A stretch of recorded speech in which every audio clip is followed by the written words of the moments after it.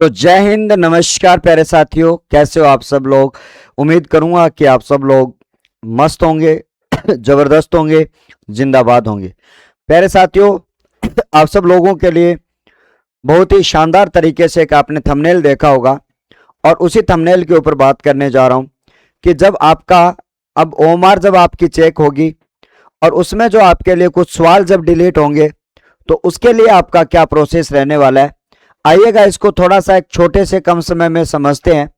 आपके गलत होने वाले प्रश्नों पर क्या मार्किंग की जाएगी, नेगेटिव मार्किंग के संबंध में आपकी कौन सी मार्किंग की जाएगी, उसको हम समझते हैं इस प्रकार से।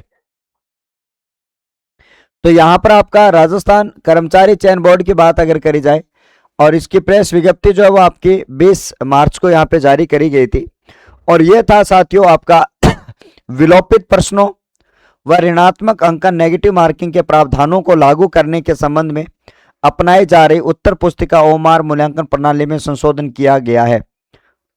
अब जो ओएमआर प्रणाली जो है इसमें आपका संशोधन जो है वो आपका किया जाएगा। यहां पर कह रहा है साथियों भार अंकित प्रणाली को सरलीकृत करने की दृष्टि से प्रश्न पत्र को खंडवार भारांक नहीं दिया जाकर संपूर्ण प्रश्न पत्र को भारांक की दृष्टि से एक संपूर्ण इकाई मानकर मूल्यांकन किया जाएगा। उसके बाद में ये कह रहा है गलत उत्तर देने पर नकारात्मक मूल्यांकन की स्थिति में प्रश्न के मूल अंक के आधार पर 1/3 या आपका प्रावधान अनुसार अंकों की कटौती की जाएगी। अब इसको आप इस प्रकार से समझेंगे, ये आलोक बाबा का एक ट्वीट है, उस ट्वीट के माध्यम से हम इसको समझने की कोशिश करेंगे। यहां पर जो आलोक बाबा जो है वो आपको क्या कहते हैं, उसके आधार पर हम इसको समझने की कोशिश करेंगे। ये कह रहा है कि डिलीटेड प्रश्नों के भारांक आंकलन पद्धति में बोर्ड का सरलीकरण करते हुए 2 फेरबदल किए हैं और वो लागू कर दिए गए हैं, किए हैं मतलब लागू कर दिए गए हैं। और विलोपित प्रश्न भारांक सिर्फ उस प्रश्न के सेक्शन के प्रश्नों पर ही नहीं बल्कि उस प्रश्न पत्र के सभी प्रश्नों पर बराबर बांटे जाएंगे। क्या है आपका पूरा मामला, मान लेते हैं यहां पर आपके लिए जिसमें 150 प्रश्न होंगे उसके लिए आपका यहां पर एक जो है वो फॉर्मूला अपनाया गया। मान लेते हैं कोई 150 प्रश्नों का एक प्रश्न पत्र है जैसा कि इसमें कहा गया है और प्रत्येक प्रश्न जो है वो आपका 3 अंक है। प्रत्येक प्रश्न क्या है आपका 3 अंक है। प्रत्येक प्रश्न कितने अंक का आपका 3 अंक का और आपका टोटल जो आपका जो नंबरिंग हुआ वो अंक कितना हुआ साथियों, 450 नंबर हुए। ठीक है, ये होगी इसकी सीधी सी गणित। लेकिन उसके बाद में मान लो कि अंकों का और 2 प्रश्न डिलीट हो जाए। अब मान लो अगला कह रहा है कि भैया 2 प्रश्न डिलीट हो जाए तो डिलीट हुए दोनों प्रश्नों का भारांक 6 अंक है, यानी कि 148 प्रश्न के बराबर होगा। अब देखो, अब मान लेते हैं आपने क्या कर दिया, इसमें 2 प्रश्न डिलीट कर दिया और उसका नंबर क्या हुआ आपका 3 और 3 का आपका टोटल कितना होता है 6 नंबर। अब ये कह रहा है भाई साहब ये जो 6 नंबर है वो इसमें आपके अब काटे नहीं जाएंगे, अर्थात आपके 444 नहीं होंगे। पहली बात तो आपको ये याद रखनी है, होगा क्या, तो ये कह रहा है जैसे आपके 2 प्रश्न गलत हुए अब प्रश्न कितने बच गए, 148 प्रश्न बच गए।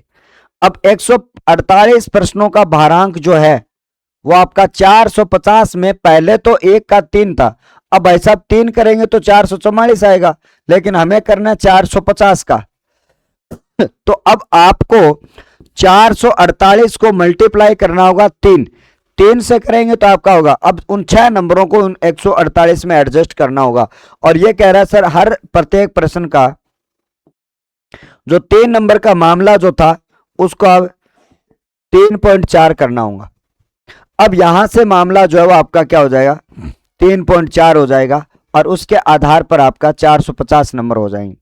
कहने का मतलब पहले जब आपका डिलीट होता था तो वो बोनस मिल जाया करता था, लेकिन अब बोनस की स्थिति यहां पे नहीं रहने वाली है। अब यहां पर आपकी बोनस की स्थिति न रहकर आपकी कौन सी स्थिति बनने वाली है, वो स्थिति बनेगी सर जो नंबर है उनको भारांक में ऐड करने के बाद में आपको उससे ही मल्टीप्लाई किया जाएगा। ये तो हो गया साथियों आपका भारांकित जो आपका प्रावधान है जो आपको 1 नंबर पर ये कहा गया। अब आ तो पहले रोंग आंसर पर उस प्रश्न के भारांक समेत अंकों को 1/3 या 1/4 अंक काट जाते थे, मगर अब रोंग आंसर पर उस प्रश्न के दिए गए ओरिजिनल अंकों से ही 1/3 या 1/4 हिस्सा कटेगा। अब ये कह रहा है साथियों, ये तो था, ये कह रहा है कि पहले क्या होता था, भारांक सहित अंकों को 1/3 या 1/4 यानी 1/3 या 1/4, 1/3 का मतलब 1/3, 1/4 का मतलब 1/4 को काट दिया जाता था। अब क्या होगा, देखो ये कह रहा है कि मगर हर प्रश्न रोंग आंसर पर प्रत्येक आपका 1/3 के हिसाब से 1.1 नहीं बल्कि अब ओरिजिनल आपका 3 अंक से ही 1 यानी काटा जाए। अब ऐसा भारांक तो आपने ये कर दिया, लेकिन अब इससे नंबर नहीं काटे जाएंगे, नंबर तो भाई साहब इस 3 के हिसाब से काटे जाएंगे। समझ में आई बात? थोड़ा सा क्या मामला आसान कर दिया। मान लेते हैं कि आपके कितने प्रश्न गलत हुए। मान लेते हैं कि आपका 150 का मामला था और आपका 150 प्रश्न थे और उस प्रश्नों में आपके कितने 6 प्रश्न गलत हुए और 6 प्रश्नों का आपका अब 6 प्रश्नों में से आपका जो है वो 3.4 के हिसाब से नहीं काटा जाएगा, इसको 1 के हिसाब से काटा जाएगा। इसको क्या काटा जाएगा, 1 के हिसाब से काटा जाएगा। यानी ये कह रहा है कि साथियों आपका 6 प्रश्न गलत हुए तो आपका 1/3 है, तो इसके 2 प्रश्न आपके प्रश्न, अब 2 के नंबर कितने बनते हैं, आपके 2 के नंबर बनते हैं ये। अब आपका ये नहीं काटा जाएगा भाई, 2 का आपको सीधा 1 नंबर के हिसाब से मल्टीप्लाई ही किया जाएगा, आपको ध्यान में रखना होगा। यानी सीधा 1 नंबर, क्योंकि आपको पता है कि मल्टीप्लाई जब आप 1/3 करते हैं तो आपका यहाँ पर 3 नंबर था, उसका 1 हो जाएगा। तो यानी कि आपका अब सीधा 2 नंबर सीधे काट लिए जाएंगे, सीधे 2 नंबर काट लिए जाएंगे। समझ में आई क्या बात क्या हुई? सीधे 2 नंबर काट लिए जाएंगे। 2 है तो 2 गलत है, तो आपका जिसका भारांक 3 है तो इसके हिसाब से इसको 2 में मल्टीप्लाई कर दिया जाए।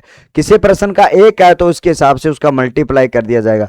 तो ये ओमार में थोड़ा संशोधन किया गया, पहले से थोड़ा सा इस मामले को ठीक किया गया मेरे हिसाब से। इसको देखा जाए, पहले किसी को बोनस देना होता था या फिर उसके नंबरों को कम कर दिया जाता था। मतलब भाई 450 में 6 काटे तो 444 हो गए, लेकिन अब 444 नहीं है, नंबर तो 450 ही है, वो 2 काटे हैं, इसलिए प्रत्येक प्रश्न का भार का अंक बढ़ा दिया गया है। इस बात को आपको ध्यान में रखना होगा, ठीक है। तो ये एक छोटा सा आपका सेशन था, और जिसमें आपका आने वाली जो नई भर्तियां हैं उस नई भर्तियों में आपका RSSB जो है वो आपका ओमार की जो चेकिंग होती है, उस ओमार चेकिंग में आपके क्या हो गए, आपके परिवर्तन जो है वो आपके बीच में हो चुके हैं। क्या हो चुके हैं साथियों? परिवर्तन जो है वो आपके कर दिए गए हैं, ठीक है। जो परिवर्तन आपके इस प्रकार से आपको मैंने बताया, ये परिवर्तन आपके यहाँ पे लागू हो चुके हैं, ठीक है साथियों। तो मिलते हैं अपने एक अपडेट के साथ में सॉरी।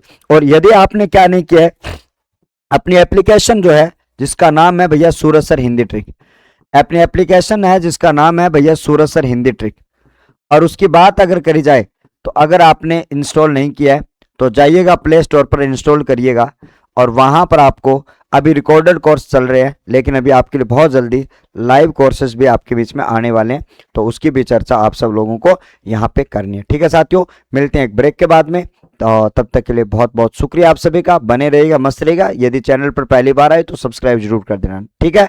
धन्यवाद, बाय बाय, टेक केयर।